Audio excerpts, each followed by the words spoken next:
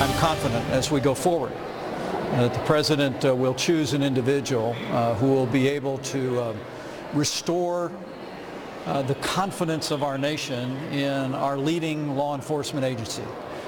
President Trump made the right decision at the right time. The former director of national intelligence has said there is no evidence of collusion. The president and I remain confident that the committees in the House and the Senate that are looking into every aspect of issues that arise out of last year's election will be able to do their work and do it in an orderly way. That was the Vice President Mike Pence earlier today defending President Trump's decision to fire James Comey. Here now with reaction, the author of the soon-to-be-released book, Understanding Trump, former Speaker of the House, Fox News contributor Newt Gingrich. If it wasn't so serious, the bizarre tinfoil hat conspiracies, they'd actually be funny. But it's now become organic in spite of, as I pointed out in the last segment, Admiral Rogers and Clapper and so many others. There's not a shred of evidence. Not a shred. Right. So it would be funny. Well, I'll tell you what's equally amazing. Some of the liberal networks are now actually reminding Democrats of what they said about Comey in the last few months. And, I mean, I've never seen them do this before. I think the Democrats are now so out of sync with reality that even the more liberal networks are beginning to have to say, now, wait a second.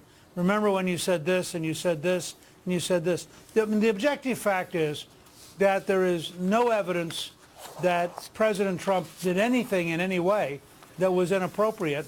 And I think that part of what you have, and you saw this with Hillary Clinton last week, they can't look in the mirror and say, I lost.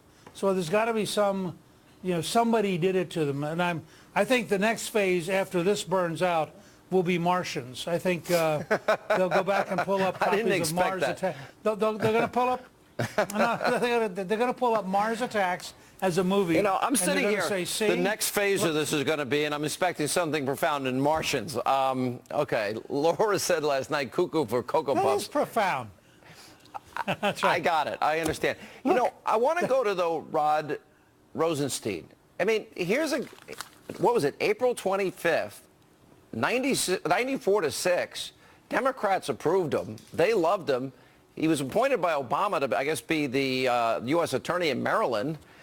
And he and all of these other attorney generals during the Ford era, even for crying out loud, Eric Holder and others, all say the same thing. Mukasey and so many really smart attorney generals, deputy attorney generals from all these past administrations. Look, the fact is that's the real argument that the Democrats have. Here is somebody who is a career professional. I think he served starting back in the Clinton administration in the Justice Department. He was picked, he was Obama's choice to be the U.S. attorney for Maryland. He, as you point out, he's endorsed 94-6. And he's the guy who writes the memo that says we will never be able to rebuild the FBI as long as Comey is there. Now, if you're the President of the United States and out of a nonpartisan career professional, you get a memo like that, you have a pretty strong pressure to act and to do the right thing for the country. And I believe in firing Comey that President Trump did exactly the right thing. So as the great historian that you are, and this is your love and passion, and I've always felt you were more professor. I'm not setting you up, more professorial. You actually were a professor. All of these analogies for Watergate, Mark touched on it a little bit in the last segment, they're so inadequate and false, and it's almost universal. And then it goes a little further on NBC with the whiffs of fascism comments. Do you want to just address that from a historical perspective? It's not the Saturday Night Massacre. No, well, first of all, they're totally different environments. The fact is that you are now dealing with a desperation on the left. I mean, I think the only way you can understand the news media and the left-wing Democrats is that it's a pathology. I mean, it's not a political event. It's a psychosis brought about by the shock on election night that the world they knew was coming, namely Hillary Clinton, a liberal Supreme Court, imposing radical values using the power of government. Sometime around 8 or 9 o'clock that night, it disappeared. And they have never gotten over it. And as a result, you see these kind of nutty statements. You know, when President Clinton fired the director of the FBI, I don't remember anybody jumping up and saying there was a whiff of fascism about doing it. The objective reality is that the president was given advice by a career professional who was acceptable to Obama, acceptable by 94-6 to the Senate. He took that advice. But my deeper point here, Sean, is if President Trump comes out tomorrow morning and announces that he has decided that the United States flag is red, white, and blue, Chuck Schumer is going to jump up and say, you see, once again he's wrong because it's fuchsia. Don't all of you understand that it's fuchsia?